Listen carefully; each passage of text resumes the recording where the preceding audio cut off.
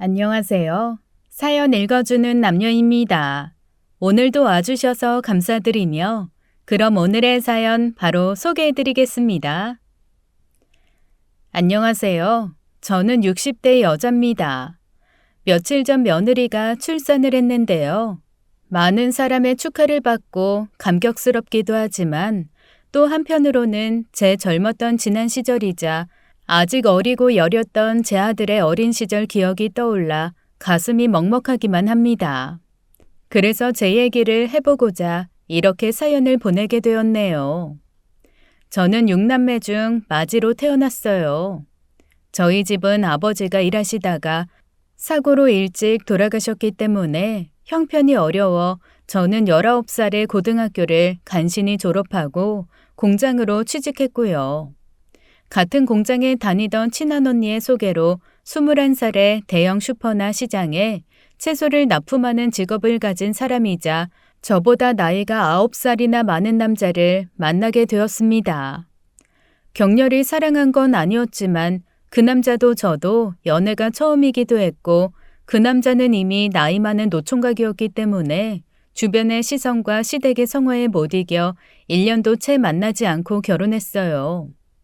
요즘에는 결혼하는 나이도 다들 30 넘어서 한다고 하고 이 남자 저 남자 만나도 보고 재고 그렇게 하지만 그때는 다들 그렇게 했잖아요. 그리고 뭣도 모를 때 결혼하는 게 맞는 거라고 지금 생각하면 참 어리기만 한 그 나이에 세상도 모르고 남자도 모르고 아이도 모른 채 그렇게 결혼식이라는 걸 올리고 소박하게 결혼 생활을 시작했었네요. 그 당시엔 20살만 되면 다 자란 어른인 줄로만 알았죠. 하지만 그렇게 어린 나이였는데 저도 친정엄마한테 어리광 좀 부리고 도움도 요청하고 할 걸 그랬어요. 그게 지금에 와선 참 많이 후회가 됩니다. 제가 장녀라 동생들 챙기고 동생들에게 엄마를 양보하느라 정작 저는 엄마 품을 잘 느껴보지 못했던 것 같아요. 하지만 안타깝게도 저희 친정엄마는 제가 22살에 첫애를 임신하고 4개월이 지날 무렵이었나 아마 그때쯤 돌아가신 것 같아요. 원인도 몰라요. 그냥 자다가 돌아가셨습니다. 그때는 그래도 그게 호상이라고 아프지 않고 돌아가신 게 어디냐고 했지만 저는 억울했어요.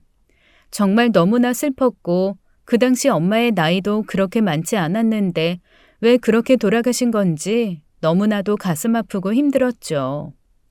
근데 다들 아시겠지만 제가 임신했을 때 그 당시 제 주변의 어르신들은 제게 그런 소리를 많이 하셨어요. 임산부는 크게 울지도 말고 크게 웃지도 않는 거야.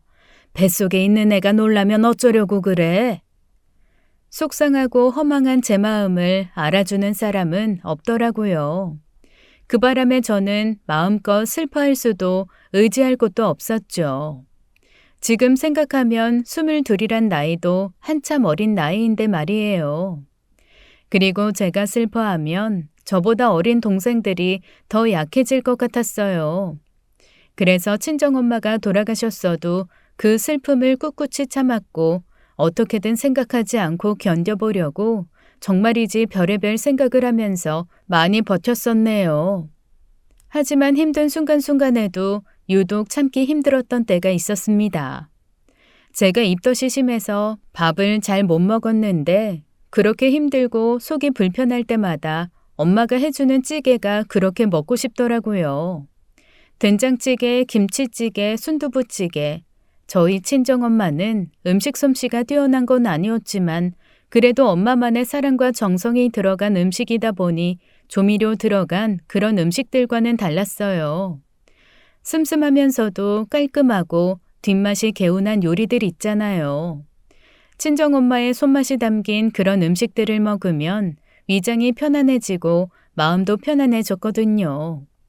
어찌나 그 음식들을 먹고 싶었는지 그게 너무 서럽더라고요. 임신 때 먹고 싶은 거 못 먹으니까 어느 날에는 너무 화가 나서 남편한테 말했었죠. 그랬더니 남편이 그걸 시어머니한테 말한 모양이더라고요. 근데 저희 시어머니는 조미료 많이 넣어야 맛있다고 생각하시는 분이시라 오히려 시어머니가 끓여준 찌개를 억지로 먹다가 더 탈락했더라고요. 가뜩이나 입덧도 심한데 말이죠. 그런데 시어머니는 제게 이렇게 타이르시더라고요. 그래도 뜨뜻한 밥이랑 국물이랑 해서 어떻게든 먹어야지. 뱃속에서 애가 엄마 앓는다고 못 얻어먹고 자라면 어쩌려고 그래? 어머니, 제가 일부러 안 먹는 건 아니고요. 정말 목에 안 넘어가서 그래요. 유난 떨지 마라. 누구는 안 그런다니? 그래도 다 애 생각해서 먹고 그러는 거야. 나도 그때 다 그렇게 했어. 그런 소리 하시는 탓에 그 다음부터는 제가 힘들거나 한 건 남편한테 말도 못하고 혼자 끙끙 앓고 그랬었네요. 괜히 남편이 또 시어머니 부르면 저는 시어머니께 잔소리나 더 듣게 되고 그러고 나면 그나마 먹던 밥도 얹히고 괜히 서럽고 그렇게 될 게 뻔하더라고요. 남들은 시간 지나면 입덧이 좀 사그라든다지만 저는 그렇지 않아서 고생이란 고생은 다 했습니다. 그래도 애 태어나면 힘든 게 덜하려나 싶었는데 애 낳고 나니 더하더라고요. 젊은 나이에 애를 낳았는데도 어려운 형편에 연탄 하나 마음껏 못 대고 살아서 그런지 안 아픈 곳이 없었고 몸도 예전처럼 회복이 쉽지 않더라고요. 변변찮은 형편에 뜨거운 물도 제대로 못 쓰고 살림하고 애 키우다 보니 그런 거였겠죠. 정말 힘들긴 힘들더라고요. 게다가 아들이 남편을 닮아서 어찌나 활동적인지 아기 때부터 이 녀석은 제가 가만히 앉아있는 꼴을 못 봤다니까요. 근데 남편은 밖으로 도는 성격이라 집에는 도통 붙어있지를 않으니 도와달라 말도 못했어요. 아니 도와달라고 해도 남편이 그런 제 부탁을 들어줄 위인이 아닌지라 말을 꺼내보지도 못했다고 하는 게 맞겠네요. 그렇게 저는 친정엄마에 대한 그리움, 서러움, 애틋함을 잊어갔습니다. 동생들에게는 제가 아무런 도움도 줄 수 없는 힘없는 사람이 되어버리니 염치가 없어 제대로 얼굴 보러도 못 가겠더라고요. 가끔 바로 미친 둘째 여동생에게 안부를 묻곤 하는데 나머지 동생들을 잘 부탁한다는 말밖엔 해줄 말이 없었습니다. 동생 눈에는 언니가 고생하면서 버티는 게 보였는지 슬픈 눈으로 절 바라보기만 하고 딱히 무슨 말을 하지는 않더라고요. 염치 없고 능력 없는 저는 그렇게 동생들을 외면한 채 아들을 키우는데 전념했습니다. 마냥 아기일 것만 같던 첫째 아이가 자라고 유치원에 가니 이제야 숨통이 트이는가 싶었습니다. 애를 보내놓고 나면 이제야 집안 청소도 말끔히 할 수 있었고 장을 보는 것도 훨씬 수월하고 밑반찬으로 몇 가지 해놓기도 그렇게 편할 수가 없더라고요. 마음의 여유와 시간적 여유가 생기다 보니 저도 이제 욕심이 생겼습니다. 공장에서 일할만 했는데 결혼하고 나서는 빨리 아이를 가져야 한다는 것 때문에 본의 아니게 일을 그만두게 되니 맞이로써 동생들도 못 도와주고 집안 살림에도 뭐 하나 보태는 것이 없게 돼서 여간 마음에 걸리는 게 아니었거든요. 저랑 남편을 엮어준 공장 언니도 보고 싶었고 한 푼이라도 살림살이에 보태 이 지긋지긋한 단칸방에서 벗어나고 싶은 생각도 문득문득 들었습니다. 그래서 남편에게 물었죠. 여보, 나 다시 공장에 나갈까 하는데 어때요? 공장? 뭐 몇 푼이나 더 벌어오려고.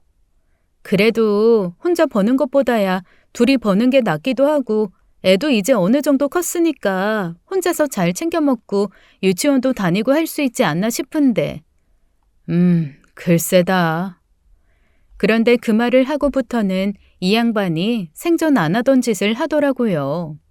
남편인지 왼수인지 갑자기 일주일에 한두 번은 꼭 점심때 맞춰서 집으로 오더라고요. 점심에 집밥을 먹는 게 낫겠다면서 말이죠. 그렇게 오다 보니 점심때 남편 밥상 차리고 치우고 하는 것도 바빠 죽겠는데 아니 세상에 저랑 한마디 상의도 없이 둘째를 덜컥 만들어 놓아버렸습니다. 저는 계획이 다 엉망이 된 게 억울하더라고요. 애는 키울 때 한 번에 키워야 덜 힘들다고 하는데 여태 그런 말도 없길래 아 우리 형편이 좋지가 않으니까 남편은 둘째를 가질 생각은 없나 보다 이렇게 생각했었거든요. 괜히 말 꺼냈다간 남편 자존심이나 상하게 하는 건 아닐지 염려가 되기도 했었고요. 그런데 전혀 그런 게 아니었나 봅니다. 아예 나이 터울이나 그런 건 생각을 안 하고 있었던 모양이었던 거예요.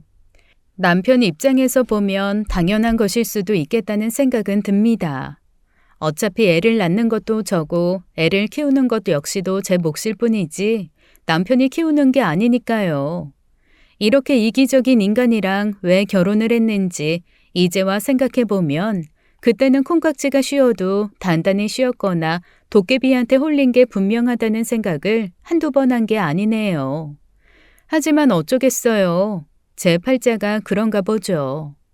그렇게 저는 또 고생이란 고생을 하며 두 번째 입덧을 감내해야만 했습니다. 그런데 둘째를 임신하니 한동안 잊고 지냈던 친정엄마가 또 덜컥 그리워지더라고요. 임신 기간 동안 왜 이렇게 서럽고 외롭다는 생각이 들던지 몸과 마음이 그렇게 약해지더라고요. 잘 못 먹고 잘 못 자서 그런가 빈혈기도 있고 어지럽고 기운이 없었어요. 그러던 어느 겨울날 뱃속의 애가 8개월쯤 됐을 때였는데요. 유치원으로 큰애를 데리러 가던 길이었어요. 그날 유독 추운 날씨 탓에 길이 꽁꽁 얼어 있었는데 하필 골목길의 빙판길에서 제가 뒤로 발라당 넘어지고 만 거예요. 한적한 골목길이라 주위엔 지나가는 사람도 없어서 정말 머리가 하얘지더라고요. 에구, 누구 안 계세요? 다행스럽게도 다치진 않았는데 몸이 무거우니까 혼자서 일어설 수가 없더라고요. 저는 겨우 정신을 차리고 소리를 냈어요. 근데 기운도 없거니와 몸도 춥고 상태도 너무 좋지 않았던 터라 개미 소리만큼 작은 목소리로 외쳤던 것 같네요.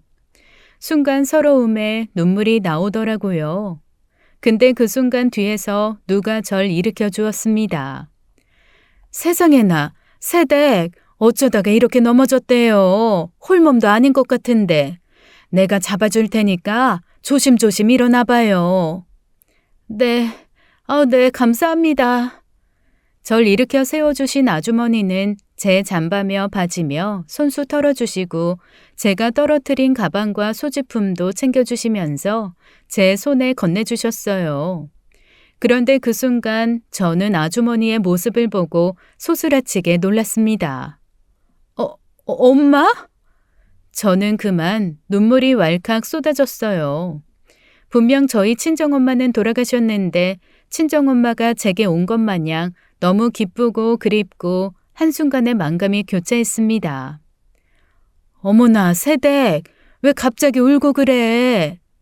아주머니는 영문도 모른 채 저를 안아주셨어요. 저는 그렇게 골목길에서 아주머니 품에 안겨 어린 아이처럼 엉엉 울고야 말았습니다. 아주머니는 제가 진정할 때까지 저를 토닥여 주시고 제 울음이 잦아지자 저의 두 눈을 바라보며 두 손을 꼭 잡아주셨어요. 그리고 차가운 제 손에 화들짝 놀라셨죠. 어머나 세상에, 손 차가운 것 좀 봐. 아주머니는 제가 감기라도 걸릴세라 본인이 두르고 있던 목도리를 제 목에 걸어주셨고 제 두 손을 아주머니의 두 손으로 비벼가며 꼭 잡아주셨습니다. 저는 그제야 아주머니의 얼굴을 제대로 볼 수 있었고 저희 친정엄마와 조금 닮은 얼굴을 가진 사람이라는 걸 새삼 깨닫게 되었어요. 하지만 눈매는 정말 저희 친정엄마와 아주 많이 닮으셨더라고요. 선한 눈꼬리하고 맑은 눈동자 말이에요.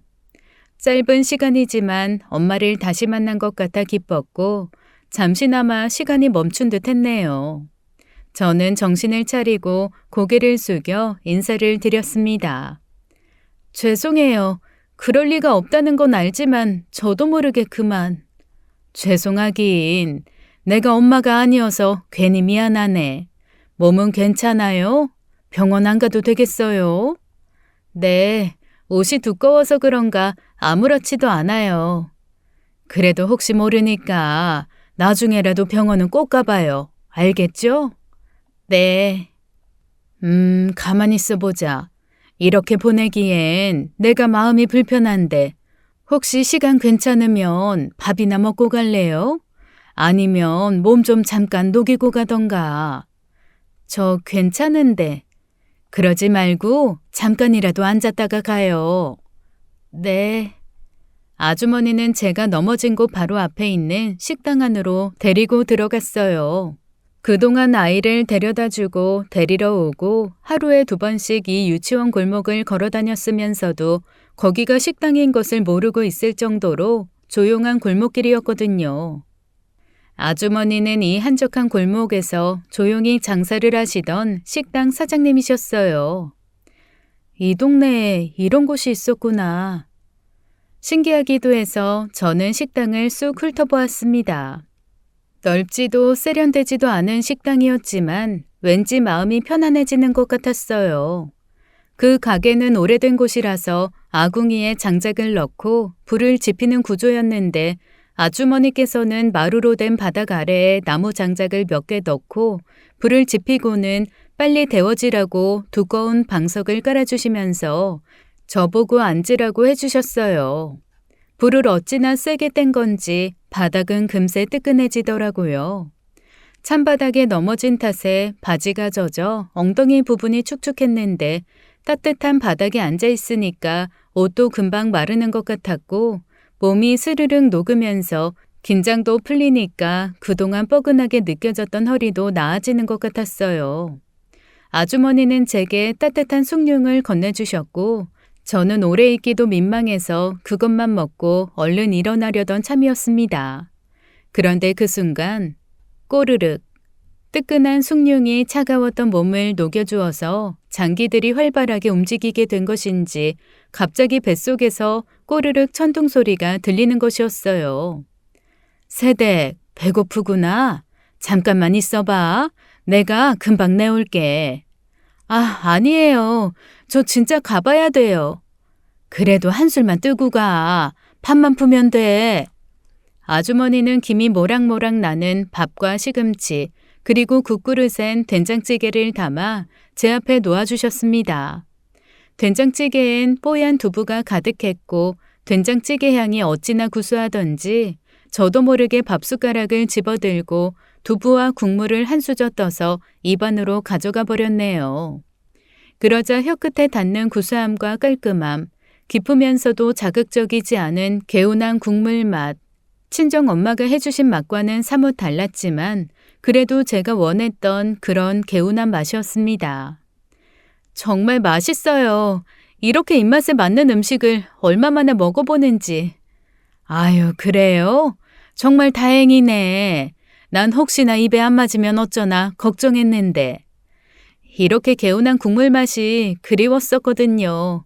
정말 감사합니다. 저는 정말 아주 오랜만에 밥다운 밥을 먹은 듯 했어요. 아주머니는 제가 편하게 밥을 먹을 수 있도록 자리를 잠시 피해 주셨고 저는 진짜 오랜만에 마음 편하게 포식하게 된 돼지처럼 어찌나 우걱우걱 먹었는지 일부러 그런 것은 아니었지만 창피하게도 남의 식당에서 거하게 트림을 해버릴 정도였다니까요. 꺽! 어머나! 세상에 주책맞게! 편안하게 먹었으면 다행이에요. 네, 덕분에 진짜 오랜만에 밥다운 밥을 먹은 것 같아요. 감사합니다. 저는 이제 자리에서 일어나 계산을 하려고 계산대를 향해 걸어갔죠. 그랬더니 아주머니께선 손사래를 치며 제게 그러시더군요. 아니에요. 새댁이 마치 내 딸 같아서 그냥 있는 거 꺼내놓고 소박하게 밥 한번 차려준 건데 그냥 가세요. 저 그래도 손님들이 그러더라고요. 우리 식당 음식이 꼭 시골에 있는 엄마 밥상 같다고. 내 음식이 엄청나게 맛있는 건 아니지만 그런 손님들 덕분에 나도 식당을 20년 넘게 할 수 있었거든요. 내가 초면에 신뢰가 되는 줄은 아는데 왜 꼭 그런 날 있잖아요. 임신했을 때는 괜히 더 엄마가 해주는 밥 먹고 싶고 친정 가고 싶고 그런 날이요. 그런 마음이 드는데 딱히 어디 갈 데는 없다 싶을 땐 이리로 와요. 내가 또 이렇게 차려줄게. 아주머니, 내가 큰맘 먹고 이렇게 말했으니까 다음에도 또 올 생각이면 계산할 생각하지 말고 그냥 가고 다음에 안 올 거면 계산하고 가고 그렇게 해요. 아주머니는 완강하게 말하는 듯 했지만 이내 웃으면서 절 바라보시더라고요. 제 돈을 안 받겠다고 손사래를 치며 사양하시는 모습에 저는 더 이상 아주머니의 호의를 거절할 수가 없겠더군요. 그리고 저는 앞으로도 계속 오고 싶은 마음이 들었었죠. 그날 이후로 저는 사흘에 한 번꼴로 아주머니의 식당을 찾아갔습니다. 그런데 거의 밥을 제대로 못 먹다시피 하며 살았는데 그나마 아주머니 덕에 사흘에 한 번꼴로는 한 끼씩이라도 밥을 챙겨 먹은 셈이었죠. 공짜로 얻어먹기가 하도 민망해서 저희 집 장 보는 김에 이것저것 챙겨드린 적이 많았는데 아주머니는 꼭 그걸 밑반찬으로 만들어서 저를 기어코 챙겨주시더라고요. 그러면서 아주머니는 친구도 의지할 곳도 없는 저의 말동무가 되어주셨고 이제는 서로 사정을 이야기하는 친한 사이가 되었습니다. 사실 그전까지도 저는 누구에게 제 이야기를 털어놓는 성격이 아니었어요. 아까도 말했지만 제가 집안의 장녀다 보니까 엄마의 말동무가 되어주고 때론 친구도 되어주고 엄마를 도와주기 위해 정말 많이 노력했던 만큼 저는 제 어려움은 꼭꼭 숨기고 강한 척하고 그럴수록 제 얘기는 잘 안 하게 되더라고요. 그리고 속마음은 그렇지 않지만 무디고 무뚝뚝한 애처럼 자라왔던 것 같아요. 근데 이런 제 성격이 아주머니의 친정엄마와 성격이 비슷하다고 하더라고요. 그러면서 저 같은 사람이 어떤 성격인지 잘 안다면서 이렇게 말씀하셨어요. 그렇게 끙끙 속으로만 앓다가 병 생기는 거야. 누구한테라도 풀어놔야지. 속상한 건 쌓아두지 말고 버리는 연습도 좀 해. 우리 친정엄마가 그래서 일찍 돌아가셨어. 새댁은 그러지 마. 지금이라도 바꿔. 에이, 성격이 뭐 하루아침에 바뀌나요. 안 바뀌는 거 알면 더 고치려고 노력해야지. 가슴에 화를 묻어둬봤자 좋을 게 하나 없다오. 물론 저도 그렇게 생각했지만 쉽사리 바뀌지는 않더라고요. 그래서 식당에 가더라도 아주머니 이야기를 듣고만 오기 일쑤였지 제 얘기는 잘 꺼내지 않았어요. 아주머니는 형제도 많고 자식도 많으시더라고요. 그 당시 아주머니 연세가 57세였나 그러셨는데 언니 오빠분은 나이 차이가 많이 나서 다 돌아가셨고 아주머니가 낳은 자식들은 일 때문에 각자 다른 지역에서 살고 있다고 하더라고요. 그래도 아주머니는 평온해 보였습니다. 아들 넷에 딸 하나인데 딸은 외지로 시집가서 잘 만나지 못한다고 하시면서도 저를 딸처럼 소중히 여겨주셨어요. 그 덕분에 친정이 생긴 것 같은 저로서는 몸둘 바를 모르게 감사한 마음이 들었지만 어떻게 생각해보면 그 따님한테 참 미안하더라고요. 저는 친정을 얻은 기분일지라도 그 따님의 입장에서는 낯선 애엄마에게 자신의 엄마를 빼앗긴 것 같은 기분이 드는 건 아닐까 싶기도 해서요. 누구에게도 쉽사리 말은 안 했지만 제 자격지심인지는 몰라도 죄책감 같은 기분이 들더라고요. 제 마음이 그래서인지 일부러 의도한 것은 아니었지만 둘째를 낳고는 한동안 식당에 아주머니를 뵈러 갈 기회가 통 나질 않았습니다.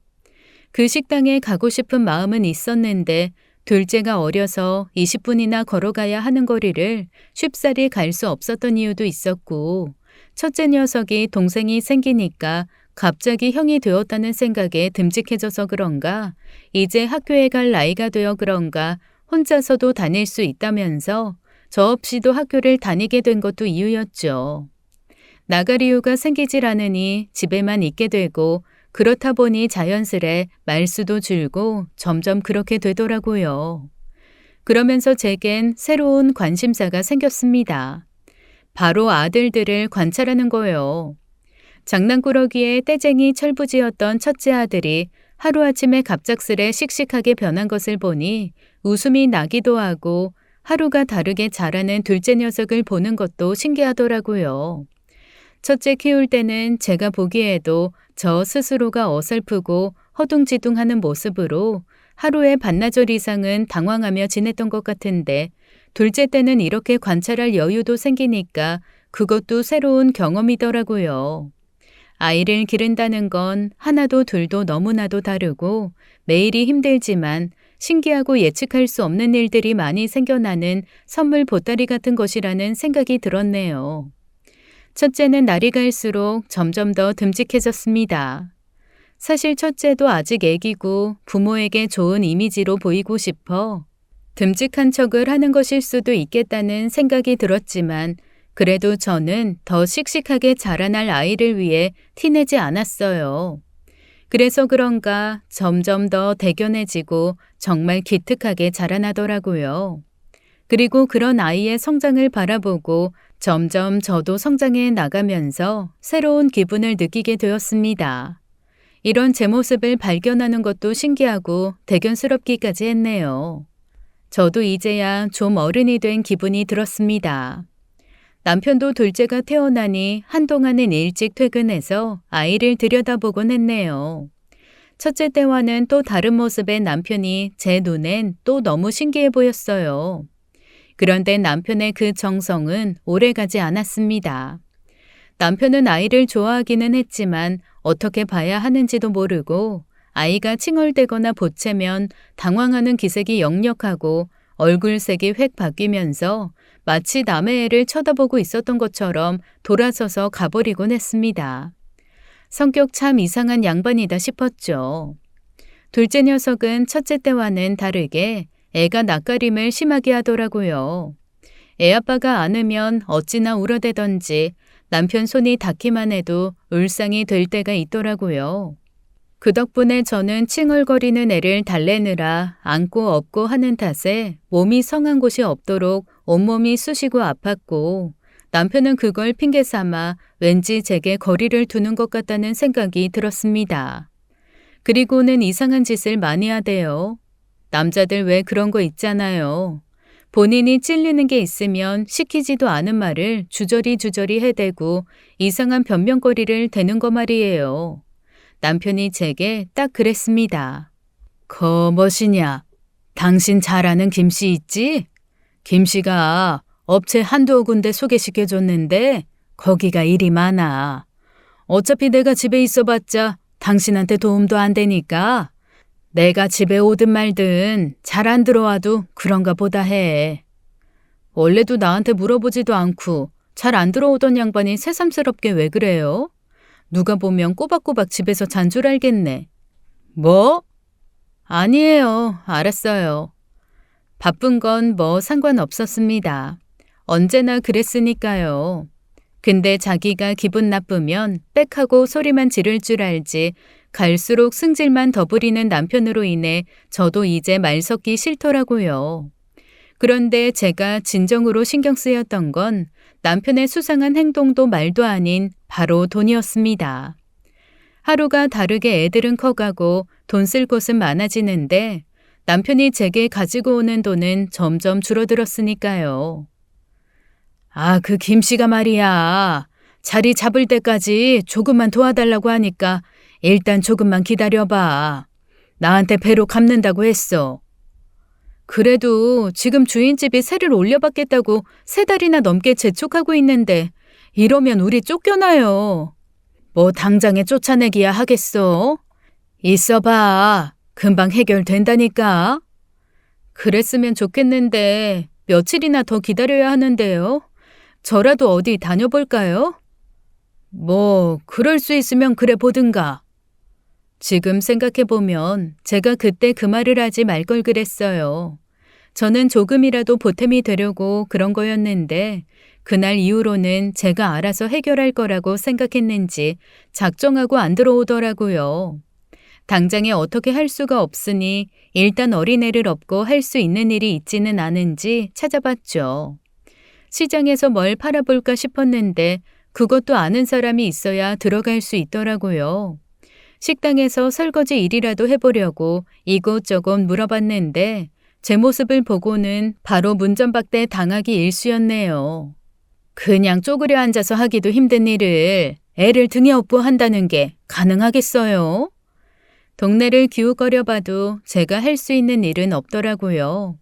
다들 애를 조금 더 키우고 오라는 말뿐이었습니다. 그래서 저는 하는 수 없이 그 식당으로 향했어요. 제 마음속 친정과 같던 그 식당으로요. 참 염치도 없죠? 아주머니, 저예요. 어머어머 세상에 새댁. 그렇잖아도 이제 놀 때가 됐는데 싶었지. 잘 왔네. 몸은 좀 어때? 아픈 데는 없고? 아이고 아주 그냥 둘째가 똘똘하게 생겼네. 소식도 없이 불쑥 찾아온 저를 아주머니께선 너무나도 반갑게 맞이해 주시더라고요. 형편이 어려워 찾아간 탓에 빈손으로 간 것이 참으로 미안하기도 민망하기도 해서 제가 파리마냥 손을 만지작거리고 앉아 있으니까 아주머니는 제 손을 잡아주면서 이렇게 물으시더라고요. 얼굴에 근심이 가득한데 뭔데 그래? 고민이 있어서 왔어? 제 얼굴에 그렇게 써 있어요? 응, 거울 봐봐. 나 아니어도 다 알겠는데? 아닌데, 저 아무 일도 없고요. 지금도 보세요. 씩씩하잖아요. 거세 거짓말이 늘었네. 아주머니는 저를 어린애 타이르듯 말씀하셨고 언제나 그렇듯 제게 따뜻한 숭늉 한 잔을 건네주시면서 말씀하셨습니다. 뭔데 그래? 말해봐. 저는 어떻게 말해야 하나 입이 바짝바짝 마르더라고요. 아주머니께서 건네주신 숭늉을 홀짝홀짝 들이켜도 자꾸만 입술이 메말라 말을 할 수가 없었습니다. 아주머니께선 더 캐묻지는 않으셨어요. 저는 너무나 바보같이 말도 제대로 하지 못하고 합주기가 되었다가 그냥 오고야 말았습니다. 잘했다. 잘했어. 제 자신이 너무나 초라하고 바보 같기도 했지만 제가 어렵다고 저를 도와주신 분께 도와달라고 하기가 정말이지 너무나도 어려웠습니다. 그런데 얼마 후 이른 아침부터 문을 두드리는 소리가 들리고 집 앞이 소란스럽더라고요. 애기 엄마, 나와봐. 네? 네, 잠시만요. 잠결에 일어나 문을 여니 어디서 몰려든 건지도 알 수 없는 사람들이 우르르 저희 집 안으로 들어왔습니다. 누구세요? 이게 다 무슨 일이에요? 남편 어딨어? 무슨 일인지는 남편한테 물어보면 될 거 아니야. 남편 당장 불러와.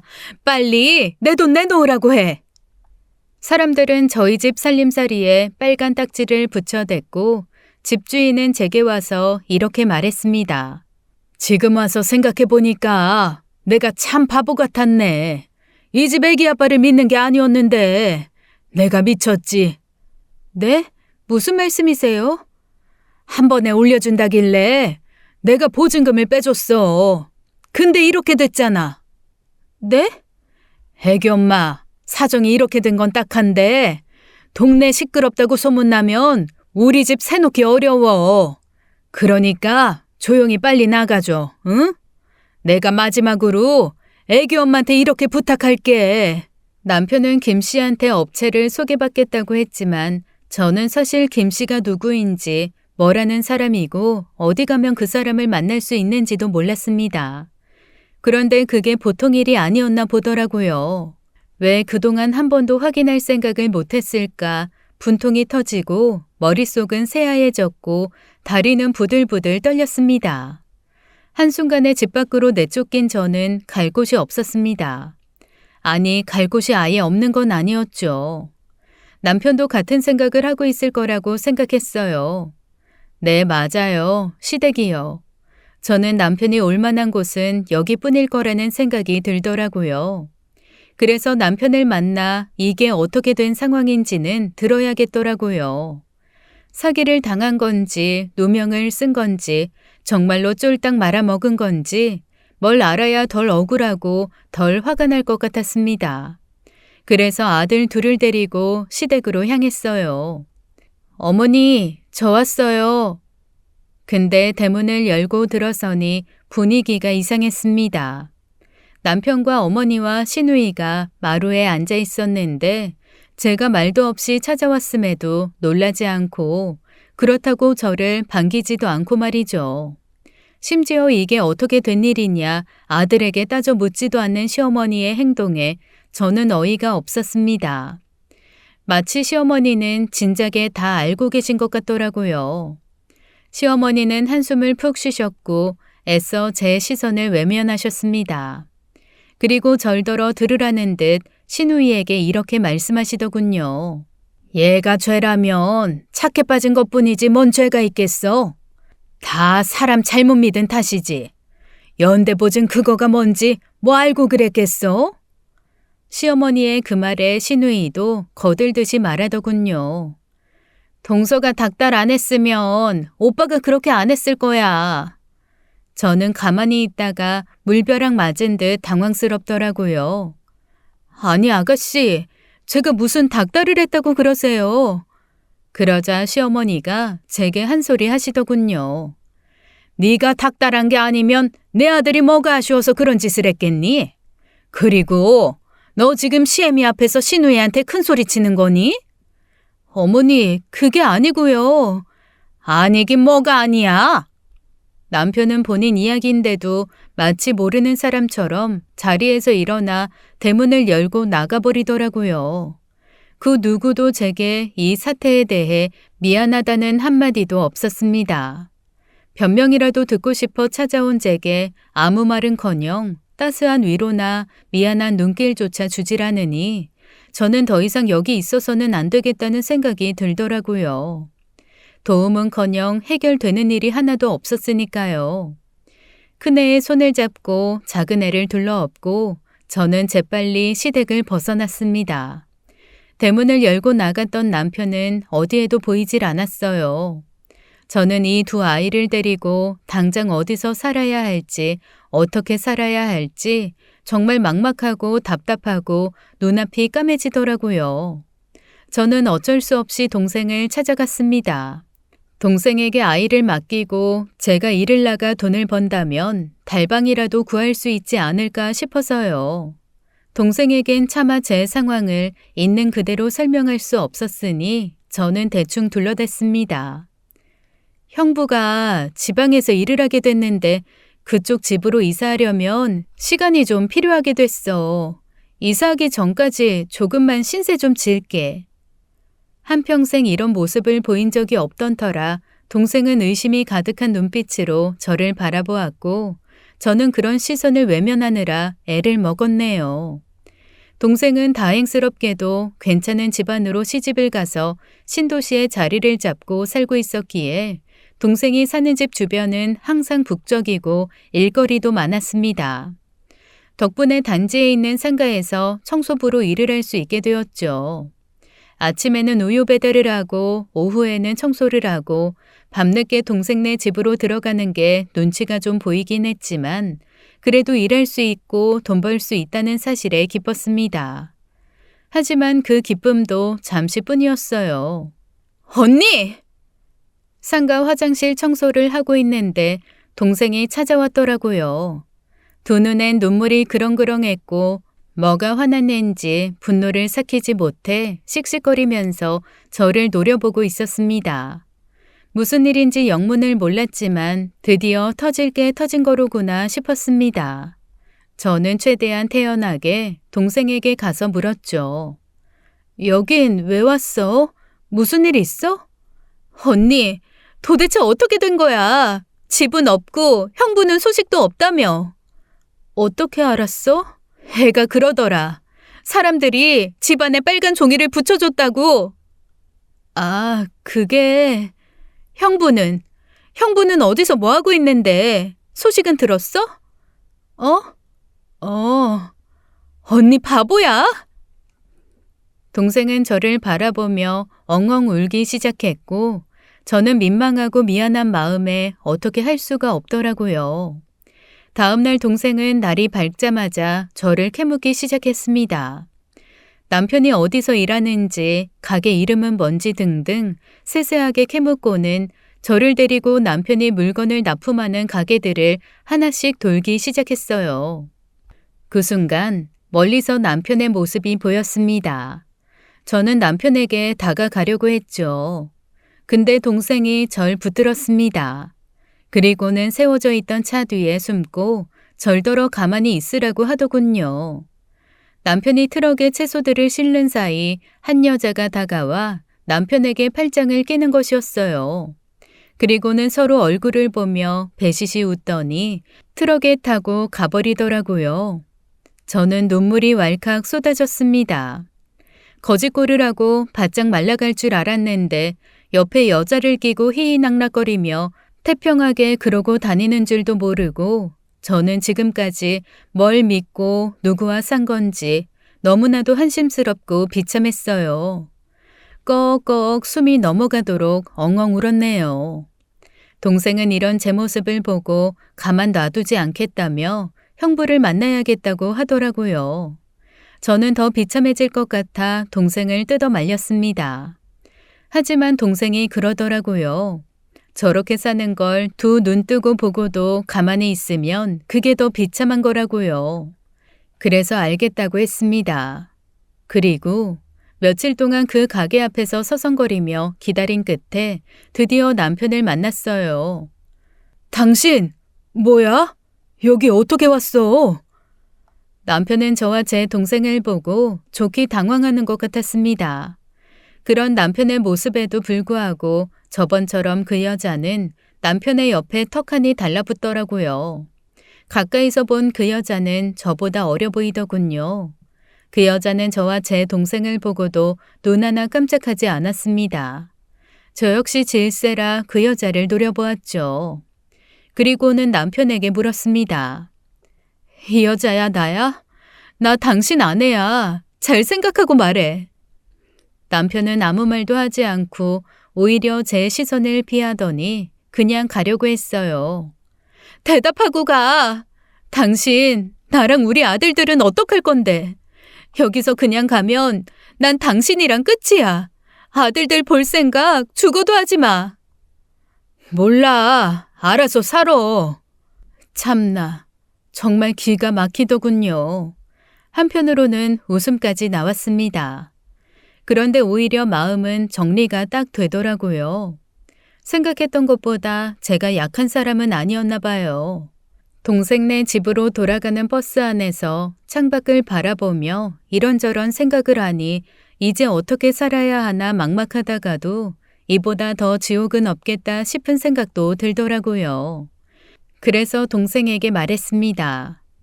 고맙다. 덕분에 정리가 됐어. 언니, 정리되는 대로 애들 데리고 다시 올라갈게. 그동안 신세져서 미안하고 고마워. 제부한테도 잘 말해주고. 언니, 정말 괜찮은 거 맞지? 어떡하려고 그래? 방법은 있어? 있어. 걱정 마. 동생네서 지내는 동안 일하면서 받았던 돈 조금, 그리고 저보다 형편이 훨씬 좋은 제부가 동생을 통해 제게 건네준 돈 조금, 그렇게 들고 저는 집으로, 아니 동네로 돌아가는 버스를 탔습니다. 고마워. 내가 이자까지 쳐서 꼭 몇 배로 갚을게. 언니, 잘 살아. 그렇게 서로의 모습이 사라질 때까지 우리는 손을 흔들었고 저는 그날 이후로 달라지겠다고 마음을 먹었습니다.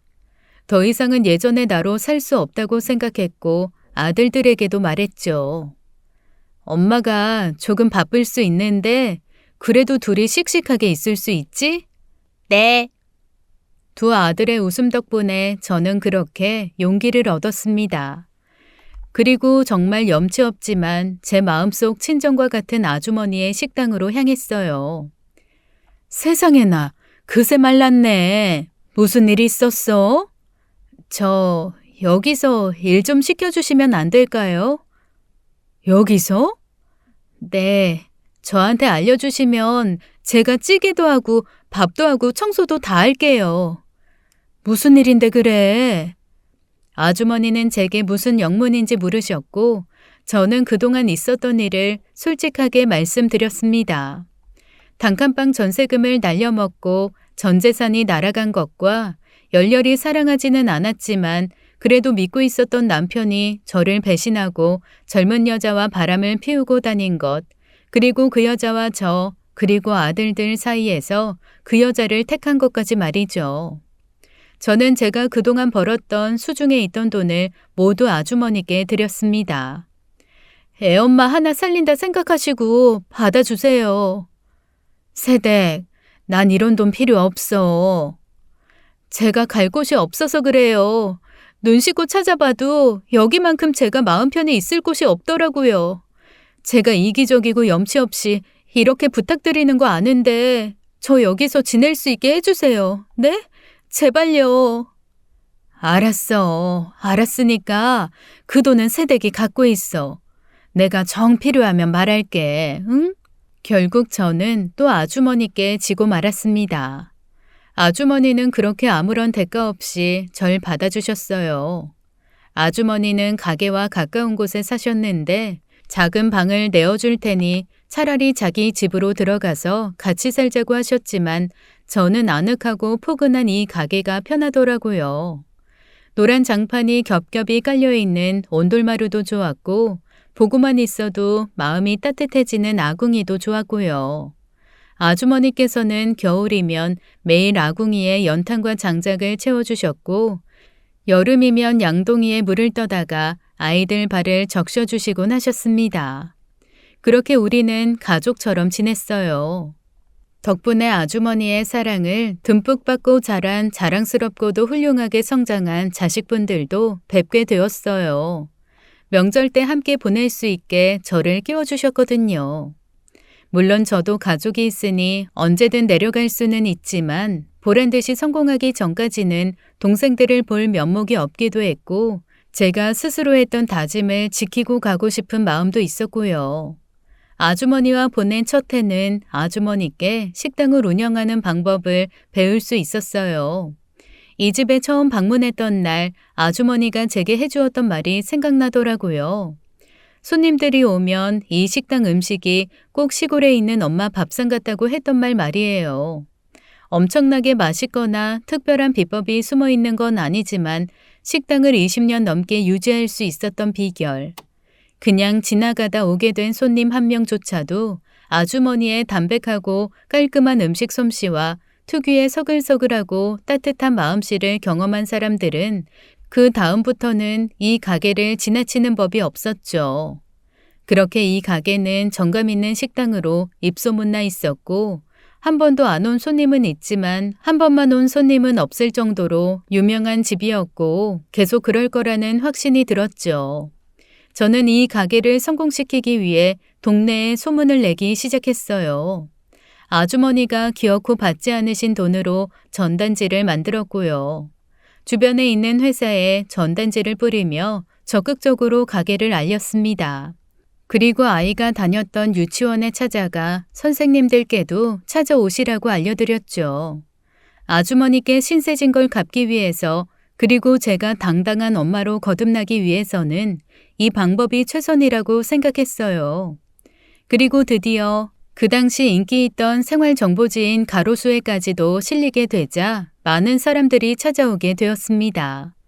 가게는 정신없이 바빴고 아주머니는 제게 웃음이 섞인 원망을 하셨죠. 테이블을 치우고 설거지를 하는 직원을 따로 구해야 할 정도로 가게는 잘 되었고요. 그렇게 행복을 만끽하고 있을 때 뜻하지 않은 손님이 제게 찾아왔습니다.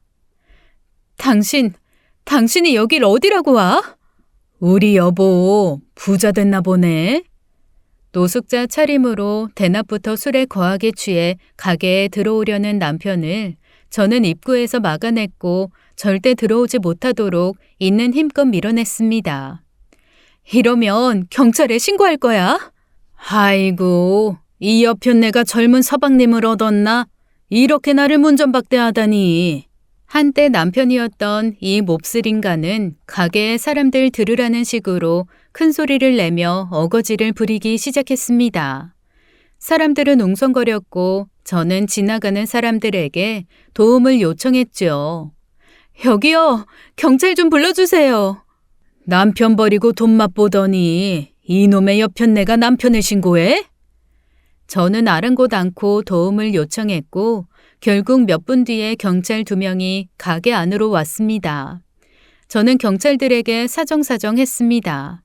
제발 다시 이쪽으로 발도 들이지 못하게 해달라고 말이죠. 경찰들은 난감해했지만 저는 제 은인인 아주머니께 이렇게 폐를 끼치면 안 된다는 생각뿐이었어요. 경찰들은 남편을 가운데에 두고 양쪽에 서서 남편을 데리고 갔죠.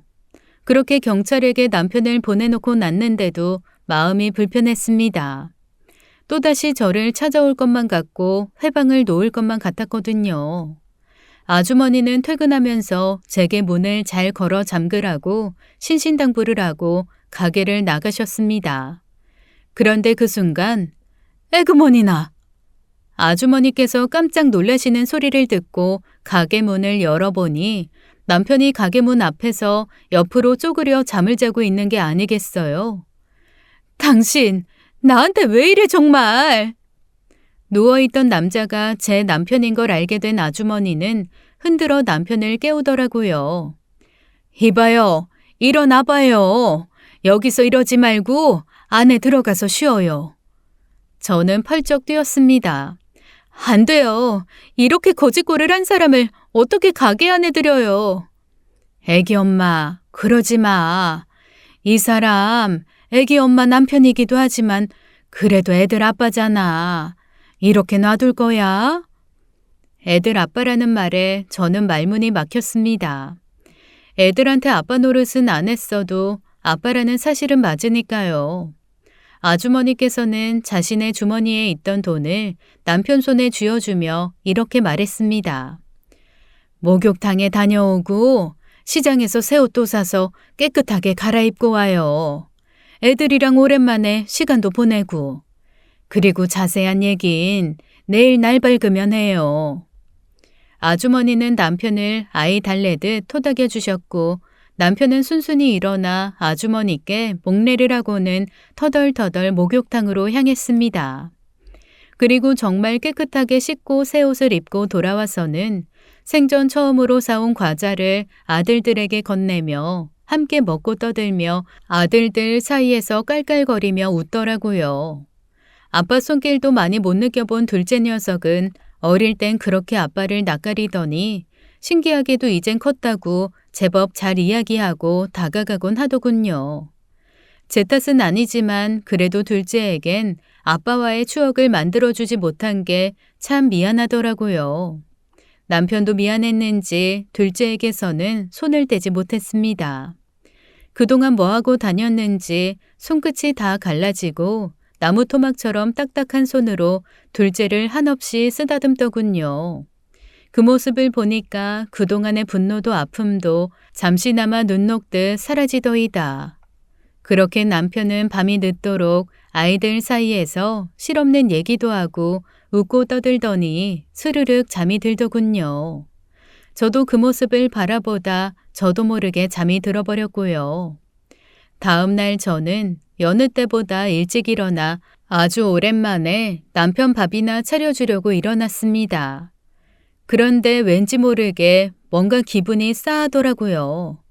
주위를 둘러보니 남편의 모습은 온데간데 없었고 저는 혹시나 하는 마음에 가게에 있는 금고로 향했습니다. 그런데 도대체 어떻게 열었는지 금고의 문은 반쯤 열려 있었고 남편은 가게 금고에 있던 현금을 모조리 갖고 도망가 버렸어요. 얘들아, 아빠 못 봤어? 아빠? 아이들은 울음을 터뜨렸고 저도 아이들을 따라 엉엉 울었습니다. 그렇게 당하고도 또 속았구나. 배신감에 아주 치가 떨렸습니다.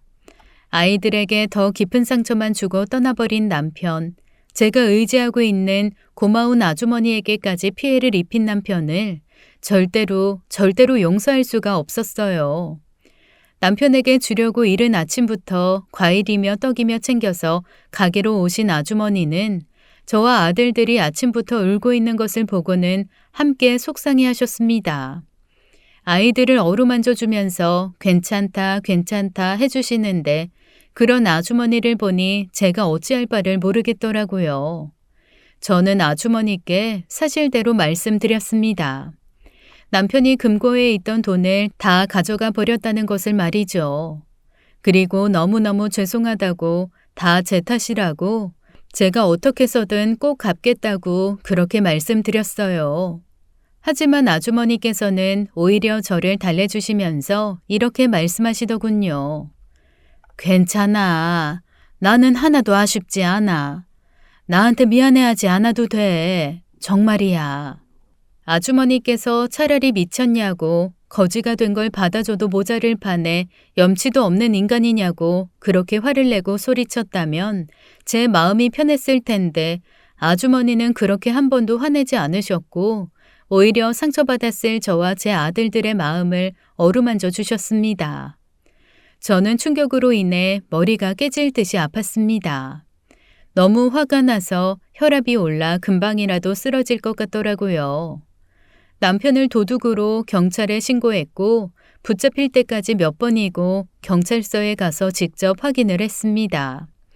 그리고 붙잡혔다는 소식을 듣고 구금된 남편의 모습을 제 눈에 똑똑히 담았어요. 그리고는 절대로 용서하지 않겠다고 다짐했습니다. 너무나도 가슴이 아팠어요. 또 한 번 믿었던 배신감에 아이들이 받았을 상처에 죄를 뉘우치고 앞으로는 행복하게 살 수 있을 거라 잠시나마 기대했던 제 자신에게 미안해서 정말 너무나도 심장이 조여오듯 괴로웠습니다. 저 혼자였다면 다시 시작할 수 없었을 테죠. 하지만 저는 이를 악물고 일었었습니다.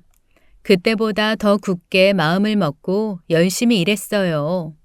아이들에게서 아빠의 모습을 지우기 위해 그런 아빠 없이도 구김살 없이 성장시키기 위해 정말 열심히 가르쳤습니다. 그렇게 키운 첫째 아들이 오늘 자신을 쏙 빼닮은 아들을 낳았어요. 신생아실에서 손주 녀석을 보았는데 어찌나 감격스러운지 모르겠네요. 아들을 낳았을 때 느꼈던 가슴 벅찬 그 느낌과 이 아기에게만큼은 내 아들이 받았던 상처를 되물림해주지 않는 아빠로 거듭날 수 있기를 간절히 기도했습니다. 내 자식만큼은 자신의 자식을 소중히 여기기를, 아픔 없이 상처 없이 슬픔 없이 성장하기를 말이죠. 남편과는 영원히 이별한 그날 이후로 저는 그 가게를 더 열심히 홍보했고 3년이 지나자 지역 신문뿐만 아니라 케이블 TV에도 나올 정도로 유명한 가게가 되었어요. 그리고 그렇게 가게를 키운 덕분에 가게가 있던 건물을 살 수 있었고 건물을 다시 지어 더 크고 넓은 가게로 만들었습니다.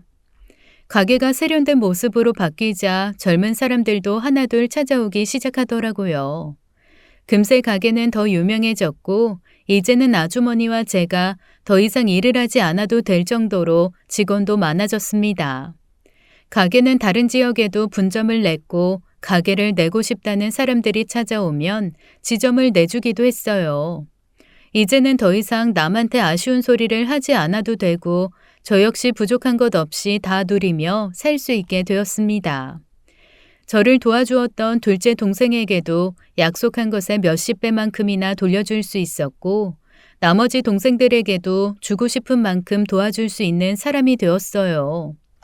저를 이렇게 일어설 수 있게 해주신 아주머니와 아주머니의 자녀분께는 물론 더 많은 감사와 보답을 해드렸고요. 아주머니께도 제 첫 손주를 보여드리고 싶었는데 안타깝게도 아주머니는 4년 전에 돌아가셨습니다. 그래도 참 오래 사셨죠. 그분은 늙지도 않으셨습니다. 선한 마음만큼이나 나이 들어서도 아름다운 분이셨어요. 그분 덕에 저는 어려운 상황과 형편 속에서도 아이들을 사랑하는 법을, 아픔이 있을 땐 쌓아두지 않고 털어내는 법을, 힘든 상황 속에서는 이겨내는 법을, 그리고 가게 마룻바닥에 온기만큼이나 뜨겁고 따뜻했던 마음을 전하는 법을 배웠습니다. 살면서 인생에서 가장 중요한 지혜를 익히는 법을 그분을 통해 배우고 깨달을 수 있었죠. 하지만 고마운 마음을 많이 표현하지 못해 죄송스럽고 안타깝고 그렇네요. 찬 공기만큼이나 따뜻한 그분의 미소가 그리워지는 날입니다. 긴 이야기 들어주셔서 감사합니다. 지금까지 사연 읽어주는 남녀였습니다. 끝까지 시청해주신 여러분 감사드리며 저희는 다음 사연으로 돌아올게요. 감사합니다.